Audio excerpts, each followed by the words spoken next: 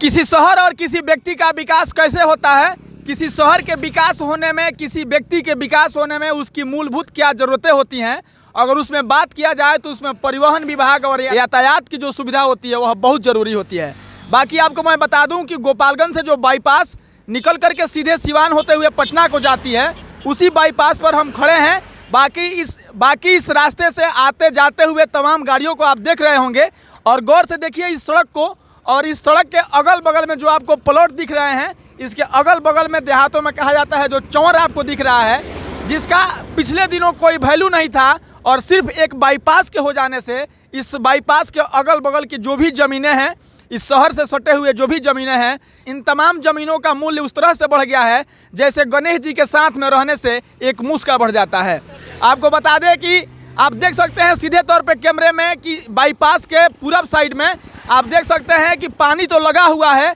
लेकिन सरकार के तरफ से, इस नगर परिषद कहिए कि नगर परिषद की तरफ से बिजली का पोल आपको यहाँ तक आता हुआ दिख रहा होगा। बाकी जहाँ पे मिस्त्री और घर के बनने का काम हो रहा है, वहाँ पर इसी बाईपास के नहीं होने के बाद वहाँ पर कोई व्यक्ति जाता नहीं था, किसी का जाना गंवारा होता था वहाँ पर। बाकी आपको दिखाना चाहेंगे कि कैमरे में यहाँ पर भी आप देख सकते हैं कि भवन निर्माण का काम चल रहा है, वहाँ पर भी बिजली का पोल और खंभे यहाँ तक आ गए हैं। यह सब कुछ संभव अगर हुआ है तो सिर्फ इस बाईपास के हो जाने से। बाकी आपको बता दें कि गोपालगंज में रहने वाले तमाम लोग जो कहते थे कि जब यह रोड नहीं था और यहीं सब ज़मीन 20,000, 25,000, 30,000 रुपये कट्ठा मिलती थी, तब इन ज़मीनों को लेना कोई उचित नहीं समझता था, क्योंकि इस बाईपास के पहले यहाँ पे सिर्फ जल जमाव और पानी लगता था। वैसे आप देख सकते हैं कि सिर्फ यहाँ पे जंगल ही है। उसके बावजूद जब यह बाईपास यहाँ से निकल गया, यही होता है किसी का मूल्य, यही होता है किसी का वजूद। जब आपको बुनियादी सुविधाओं में शिक्षा, सड़क, रोजगार अगर आपको मिल जाए तो वह जगह, वह व्यक्ति अपने आप को खुशनसीब समझता है और उसको लगता है कि हमारे जीवन में जो चीज़ें होनी चाहिए, इन तमाम चीज़ों के मिल जाने के बाद इसके सहारे हम अपने आप को ग्रोथ कर सकते हैं,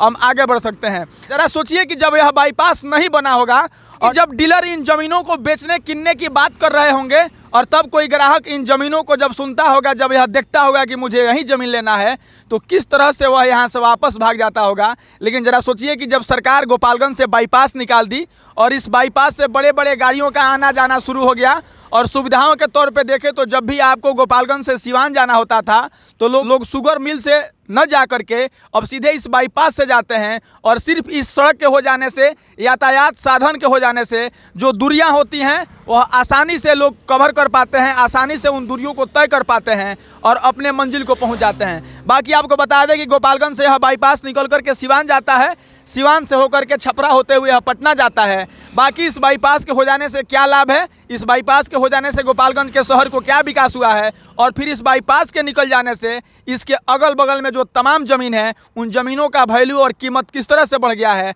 इस खबर में, इस वीडियो में आप समझ पा रहे होंगे। बाकी मैं आपको एक बात और कहूँगा कि जब भी किसी हर नागरिक का, भारत के हर नागरिक का अगर बुनियादी सुविधाओं की बात की जाए तो उसमें मुख्य रूप से सड़क, शिक्षा, रोजगार के साथ यातायात साधनों का होता है। और अगर किसी शहर में, किसी जंगल में, और फिर जिस ज़मीन में पानी लगा हुआ हो उस बीच से अगर कोई सड़क निकल करके जाए तो वह सड़क का निकलना उसके अगल बगल के ज़मीन का रातों रात, और कहिए तो इस सड़क के निकल जाने के बाद चंद मिनटों में या अचानक से उन ज़मीनों का वैल्यू और कीमत और मूल्य बढ़ा देता है। और आपको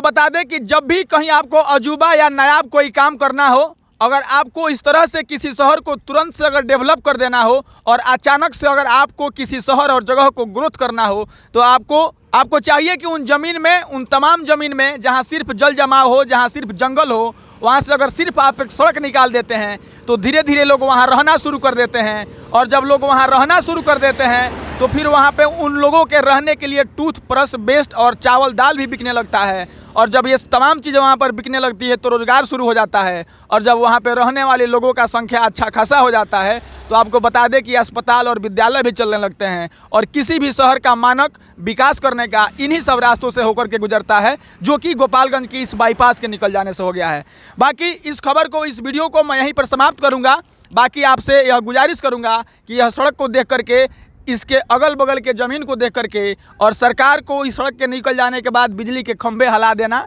लोगों का यहाँ पर भवन निर्माण का काम शुरू करा देना, आपको कैसा लगा, आपकी प्रतिक्रिया अपेक्षित रहेगी। बाकी मिलेंगे हम फिर किसी नए वीडियो में, तब तक के लिए धन्यवाद।